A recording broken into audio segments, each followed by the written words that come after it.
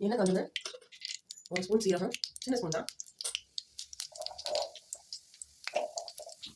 வெங்காயம் ஃப்ரை ஆனதுக்கப்புறம் கொஞ்சம் லைட்டாக பொன்னிறமாக ஆகணும். அதுக்கப்புறம் வந்து கட் பண்ணி வச்சுருக்க தக்காளியை உள்ள சேர்த்துக்கிறேன்.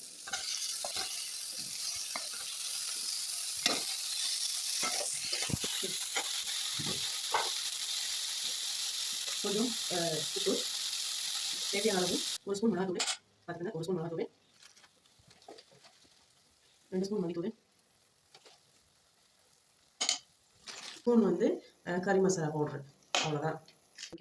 அதுக்கு போகிற மிக்சியில் போட்டு கொஞ்சம் சூடாகணும். ஸோ கொஞ்சம் தண்ணி விடலாம். தண்ணி இந்த கடைசி இருக்க தண்ணி கொஞ்சம் ஊற்றிட்டு அரைச்சிட்டு வந்தப்பறம் நல்லா தாளிக்க போகிறோம். கொஞ்சம் கடுகு,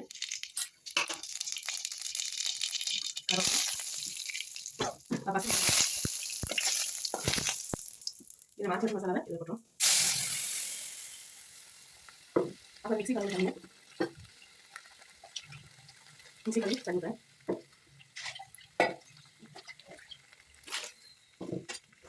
பிடிச்சிருச்சு. இந்த தக்காளி குழம்பு ரெடி ஆயிடுச்சு. இவ்வளோதாங்க, ரொம்ப சிம்பிள். குருமா சப்பாத்திங்க, இட்லிக்கும் சூப்பராக இருக்கும், சப்பாத்திக்கும் நல்லாயிருக்கும். ட்ரை பண்ணி பார்த்துட்டு சொல்லுங்கள்.